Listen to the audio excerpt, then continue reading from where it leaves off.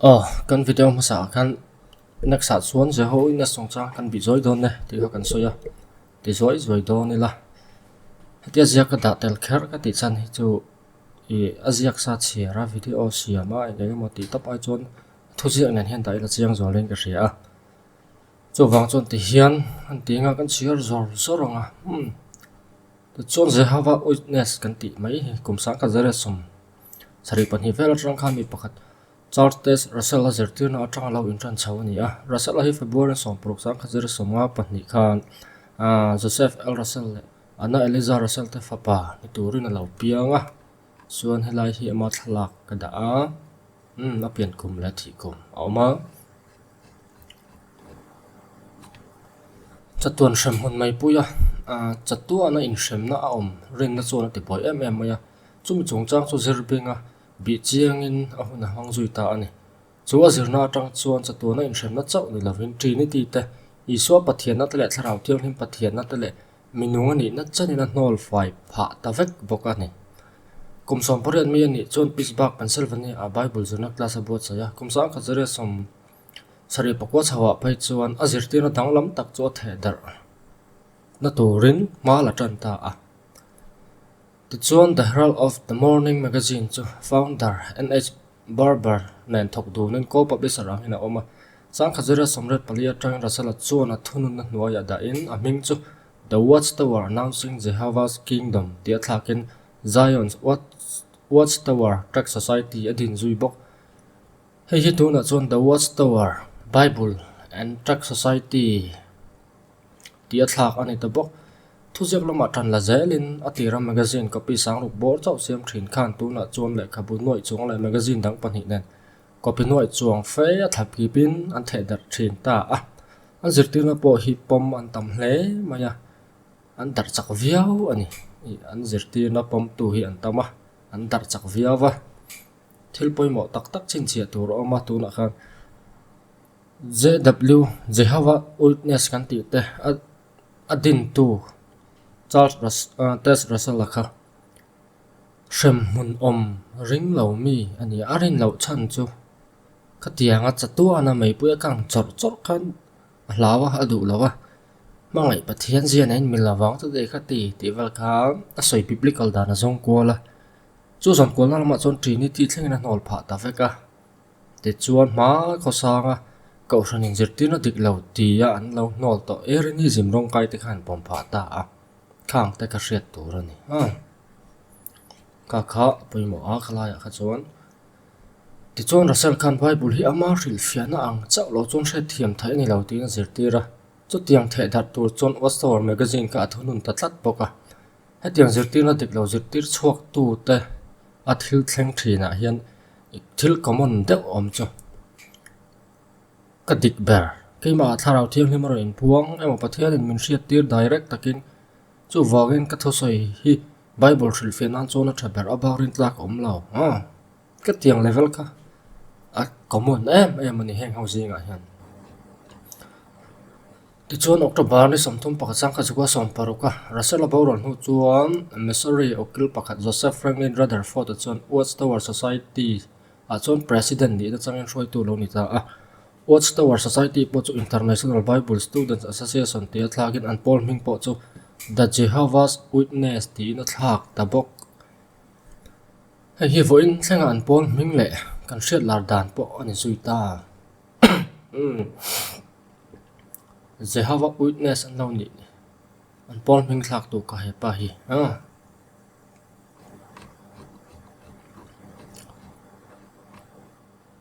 ti chuan Rutherford aboran hu chuan na than noran adin hun so lo na thana thi hu chuan Frederick William Francis President den naron ni vele ani ti hanan thalak kada tela chuan chung hu chuan JW ti chu Mr. Hansakan roi vele an hi kum sang hi pan thum khan aboral vele tuna hian Jehovah Witness sau hi khovel puma mi mak ta duai li chuang an om to an in the dara ram sang an oma an pung chak viaw ani kan ti kha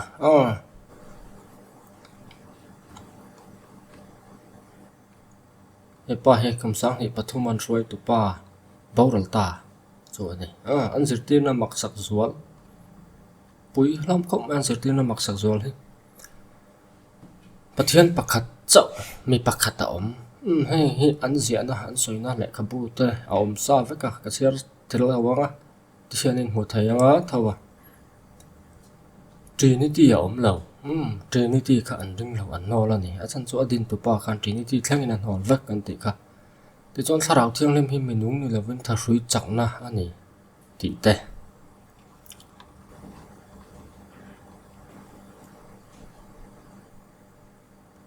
tharau thianglem chu pathianin na thona a tha hrui mai ani minung sang ani love ti kha an rin dan ani boka Jehovah thil siam masak per chu afa panei chun chu ani Isu Krista chu afa panei chun chu Jehovah chuan thil dang jong siam nan amang le bok ti te ni a Isu chu pathian chatuan mi uncreate ni lawen create being ani ti khan rin dar ani a area sa zirti rang chi khan om lo lai ni a pathian ani love ti khan rin dar ani a Isu chu vantir ko Mikael ani a ti sa lo chang kha ni ti te ni a vantir ko Mikael ani ti hi rin anu mangan tan chon a chan chu Isu pathian a hnol na thatak ani awangin a chu wangan Isu pathian a hnol tu ta rin dan hi Trinity ring in ti box si then khatina han ring ta hi chu Trinity thuran a hriat lo wang poni ma I theya Isu chu pathian mihring a lo chang ni lovin mihring thafam kim ve mai chaw ani ti te Isu kha thina ta ti sai na thau le lo an rin dana pui ka ma Isu kha mihring taksa ang ni lovin tharau ang jok na thau le ti te Isu chu apiang non le ani ti te Isu chu thing ko kal cross ani lovin thing tum tlon chho top ang ti stake ka jok thi an ti te Isu chuan hmu thei lawa helai a ro rela chu kum sang ka jakwa som pali khana tran heng theory te anh em mình nghệ thuật chứ cái soi lỗ mày mình sinh thân là hiện Adam khát lan thế là như vậy là và chân số adu thu người thiếu thì số là gì áp hú tóc anh em thi tu ra xem là adu á và thiên anh râu rel sắc tu ra khek là ven nụn na bé nè chân số anh du thu vàng á tu nè every lệ Adam tan du thu reng thu oi là ven vàng vậy xây tu reng om hek lâu tị thế câu chuyện chung mà nè bắt thiên rồi này in xiêm mà nè thì thế anh mà nè chắc chụp bắt thiên thu tập đông tu đòn nó công nè in chál bốc anh câu chuyện mấy bạn thế cháu chân đầm anh nè đòn nè anh ring bốc mình ring thật thọ chặt thiên chặt thì cho chân đầm na na thì mắc một anh nè anh thì ring nè nè anh soi cọp giờ cọp lại cả thôn tập bộ cả còi dâu là nè mấy thầy mà nó cho bắt thiên in thiên thôn bẹc những thọ chuan nè lâu thì lại mình sinh thiếu thì atel về ngay này anh em nào chọn chân đầm nó chẳng thấy lâu thì trong khả năng giải quyết về thua này thì nó sao rau reng mới duy tổ lâu hay này anh ấy lấy số này gì mà không nhưng ta hi ring ball thì cần làm về ta dễ là thì chọn mình số xem nó mấy deal al lúa hi lâu thì thế Jehovah Witness mi nuôi khát sinh lý sáng lý tất chậu vạn ra mạn cái đó thì Jehovah Witness mi chia nuôi khát sinh lý sáng lý tất chậu biếng tharan nỉ thì tên mặc sắc đỡ cho Thishan impact blood transfusion ông chỉ anh số là nỉ anh thì lát mới anh ngày đàn nghe nỉ cho vàng chuan blood donation thì anh thì về ngay rồi số là anh bấm số là anh ngay lát mới nỉ thì chọn chân đầm nó cho rin nó lại cần thiếu tí mà chân tu rồi nè nè chỉ là cần soi tao cả sẽ tao nó cho lại thiếu xiêm đó thiếu thay tu rồi tí anh thì anh sẽ tao nó khác cái tiếng anh bắt hiền anh bái bù lại rồi reng bốc xì là anh này chọn thì hiền anh lâu sẽ lệ ta mặc sắc thầy viêu mà chọn hàng bạc ở hiền vô thạc đây anh đủ là nắm bốn giờ sẽ bảy bút đến đủ lâu bọc Christmas lại birthday lom tới đủ lâu si paya trần tới bốn đủ lâu này Paul chuộc gì này đó khôi amon in kul sang kha antinan van oi le Paul to pok khi tan in kul sang khovel thil te anh em man tu lo watin adar lao Paul an tam thin ani tiếng zia hi ani vek mai ni kal thawa chuan tiếng này kal in ti si lo te po om theiang cho wangin an zia hi nang mai adar này du si lo india ram om du box si a boy thak mai tu lai te po kan tam mai chuan an fundamental belief than khat hi an ma ni zia nge anila chiang la zo lang chu hi an ma ni official website ta bi ni adu chon ve en ve mai tur ani pathian chu pakhat ngoi khan ringa tharau thiang hlim kami nung anin ring lawa pathian ani pon ring lawa thil nung ani lawa force ani energy ani hanti trinity an nola isu pa pathian an law pathian thil siam zo ka ni ti kan ring na ne khalai ka cho chianga te chon an pathian nei chun chu juda ta pathian ya we ze hawa chau kha ani tlong ti na chu thil poi mo zual han enang isu Krista chung chang an rin dan. We follow the teachings and example of Jesus Christ and honor him as a savior and as the Son of God. Isu Krista zirtina karingin antina nutsia tu Isu Krista anga le ama chu lal le chandam tu angin le pathian fapa angin an poma an ngaya ama ero chu. We have learned from the Bible that Jesus is not Almighty God and that there is no scriptural basis for the Trinity doctrine. Ama ero chu Bible atanga kanjir fin kanjir chuan huwa Isu Krista chu pathian ani lo ti Bible atangin pathian ang kim ti thai ani lo ti Bible atangin kanjira tin Trinity thorin be chan tur injirti na tur ba hi Bible reng hian mu tur om lo ni anti boka an nol bor ti na chu like kha pai mo heaven Jehovah God Jesus Christ and the faithful angels reside in the spirit tharau rama tharau ta na rama chun ani chu kaning huang chung tharau ho huang chung khan pathian Jehovah ta Isu Krista le faithful angels reside in the spirit riang ta chuan king Isu ta pathian ta le van tir ka pathian ta rin om ta khan chengan ko sa ti chuan an man ni ne na in zom na nei mi fel Jehovah witness pol mi nuai khat sing li sang li ta kha an thau le don boka kha mi ta kha chula rama chula nom ve don ani an ti an rin dan hi pui khop mai ni chi na kan cher to ka mi nuai khat sing li sang li ta kha khang hau chau khlu tu ra an ngai phot ta ti chuan sual le tor na an han ti ve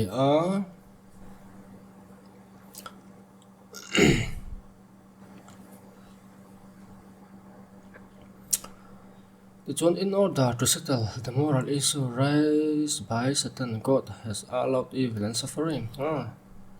Sual Satan na ring ka min thema ka tianga sual ke mane lo luta kan chet na wang khat pathianin sual wang kan tor ta chu phal ma sela chu tuana shamna ro chu a phal lo ti le ta phot mo death na people who die pass out of existence. People who die pass out of existence. They do not suffer in a fiery hell of torment. Mithi ta chu an om talavani, an zautani, an om zui to love. Ti chuan chatuan shem na mai puya kang luang chi po kha an tuar lo ti ta kha alan ile ta. Abon ra khop maya. The John God will bring billions back from death by means of resurrection. Tak sa thau le nam hoin pathian en mi billion chuang fe kai thau le ti va la kan rin dan ani the chuan however those who refuse to learn God's way after being raised to life will be destroyed forever with no hope of resurrection. The John pathian ring lo pathian thu om du lo kai roi na po zom du lo ho ka chu thọ lên nó rèn bế sấy thầy tổ lao tù đấy ăn bấu chặt tuần đó nó nè ăn vòng ổn đó mấy bữa ăn càng đó là vợ ăn bấu chặt tuần tấp bằng cái đủ tây ruột mà cái chú chân chú có vẻ là thế hả xuống tôi nằm tay là cả bấu chặt tuần mấy đó nó nè xem nó bỏ cái tổ tuần nào ăn vòng đó hết mà chú chú bọn mình ăn húp hú vàng thế hiện soi bawn tum thina chu ang che chuan Charles Taze Russell po ka tiang Paul ka tiang ring chi kha ani kalai kha hre ta thakha ma chu tiang ring le pathian thu kai her du tu te le ani lo pui Bible zia lo dan eng ma soi kwal thin ta rin dan anga an rin te hi thil thalo tak chu ani ve o mai tro ngai to tham fe mai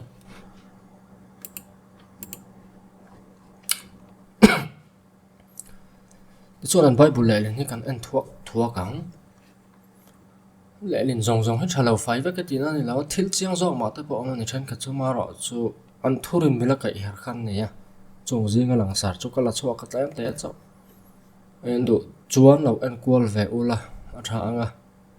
a boi thla ka ni heng hi thina Paul chuak mi thiam hian Bible te let ling ve thei tho zela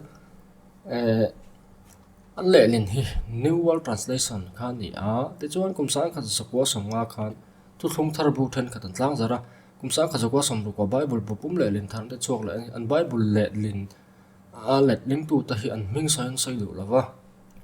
a chan chu pathian thu lang saren ro pui verse tin credit in pedu lo ni in an soi Bible an le lin hun lai ke Xavier in rol bera nei hun lai ni a ke Xavier chuan all English archaic English kha atama wangin trong tual leng zak le tun lai zok hriat thiam ol sam zok minaran le mimirina an ban phak tur ke Xavier angarin rol turan tu awang ni nan soi bak an hulama chuan wastawaran ro rela phong chal zinga mi Raymond France ngein Bible le link tu te chu soi chokin ZW president how the real mai chon lo ni a heng mi te translation committee zinga chon an tel atira thala kan da chua ta khan in huang chu he na than H North Frederick W France he pa hi azia bera albat di George di kan heng ho ni a ti chuan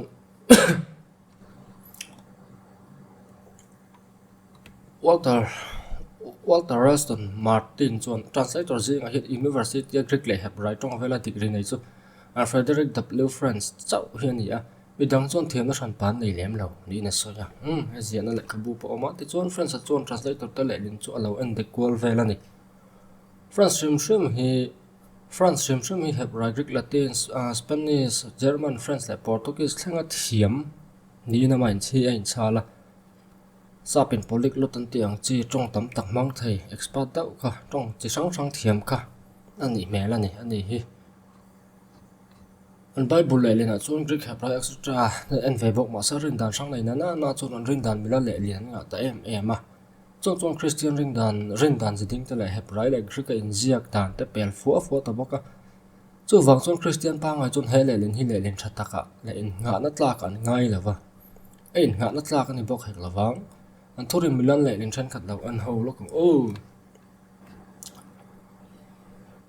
William D. Mansa Basics of Biblical Greek Grammar ti kha kan chuan zo na bung kha chang khat bo hi ran da Arianism Sabellianism le Orthodox ti ka Greek text a chuan dan te le midang in an shil fi dan te kha ran da ye chuan ZW ho da dan hi Arianism Isu kha pathian takani ti pom lo tu te le lin dan alo ni ta article khan thlak mi mai ni ti hian and was a god an hanti pop maya isoka the god an hoisan ani an han bel pop mai ni te khan article ka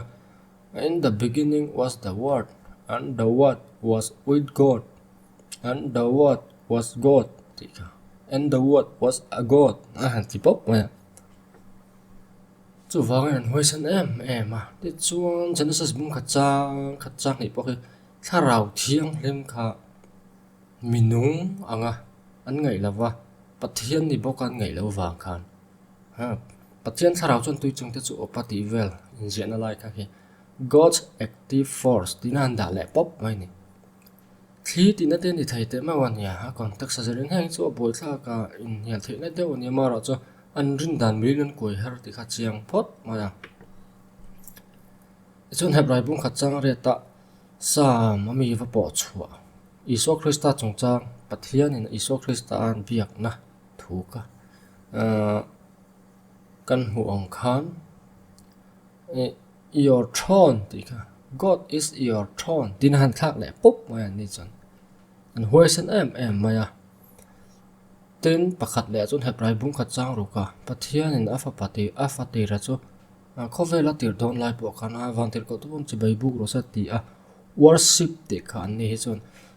za tak kha chi bai buk ngai sang le engemo za na lan tir sa thli anga ngai thei tur kan anda a le lin thai ni chu tiang po chun amai ra chu an ni nan da chan hi chu isu kha chi bai bu ka biak tur ani lo ve ti saina nan ti zel ta an thurin mil khan an let ta zela hilai hi riat saka tha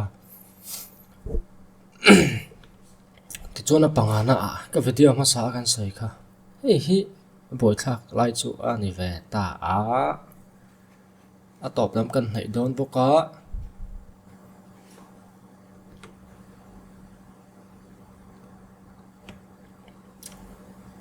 dan po rual lova mara chu mi tam jok scholar tam jok pom dan chu bible version hi ani la chiang mai tin ngen le len version lar la tha jong jong in nwt le len dan in la ling lo vaka version za sam kwa pakwa in nwt le len angin an let ling lo lai ka support la chuan toy te kan soi belanga ka soi do chu zan in hian Mars ni som pali sang hi som ni panga lo ni ta vo in po ni se zan in po lo ni ta sela ka thian pa hne na khan thiana ka hrila che voina ai zola ka chho na ka rolin local ver la ka du ani ti la zian nei ni tro ani le thian pa voin hian ka hrila che ai zola ka chho na ka rolin local ver khalai kha ka soi do chu a semantics zong ka ngai to ni tong chu a zia hi poi mo ber zia kha in nem a in zam Mars ni som poli sang ni som ni panga ni ti hra sa renga thlen pa khan ten chu khamini khanan du na chu na mari mo zana ni mo an du na a hre reng chu wang chon a hril tu pa tan chon an dun reng boko wangin voin hian ka hrila che ti chu mu thu mol takani amai ro chu khamini ve khan a hril ni ve khan a hne na kal ve tur a du wangin thlen pa ka hrila che voina ka hne na ai zola nei na ikal ve tur ani zian nei jok tro akal ve hun tur kha khamini khana hril a chan chu a hril ni kha khamini kha ni sa renga wang a ran pa a khamini kha advab anga he tilaya close ma sa wa da ngot mai ka chu a kong mang lo me ma tong mang thiam lo te da tur ni isu ang tong mang thiam lo tuk ta na ti chi ni lo reng reng mi trong mang thiam lo le angai na san lo ho trong dan to ni so wang chon semantics tak chon ngai to chon ai ne lo em ma ai zom chi a lo ni a thu te ai syntax in ram dan dik vek ma sala anin biak dan tur kal phung le pragmatical tak bo khan te ila I tell you today dun nang ni kham ni kha na se renga an ma pon anh ni nge ni ti se renga chu ti na kala I tell you today la te sam so yang khan a fu lo ni ka ti song ringot po khan chu wang translator ancient translator te le modern scholar te ho pom dan le Christian rin dan jiding he a fu ang ti rin ama na tiang kal thau bible le lin hi rin tla kan ni lo chu ko ngai dan ani a semantic le pragmatic tak bo khan te ila a noi nui za thak em ka then pa nen kan dun ranga thena voin hian ka hrila che an ti ngai lo ka zo a hrin ni kha ni sa hrim chu wangin voin hian ti kol kha atul lawa a fu lo zo poka ten bible en tir na tur te ai engemo alo ve alu ko man dan tiang chi ta chu wangin Christian ho le cậu ran ma sa te changan hriat thiam dan ya fu zo kharin ama tu te motlai ko nuarin dan dang run nei na bible le lin dan an thaka iso po and the what was a god han ti pop ngam ter le lin hi ki chuan in khana tlaka ka ngai lo ti ha kan soi non le hrim lok ta du to ka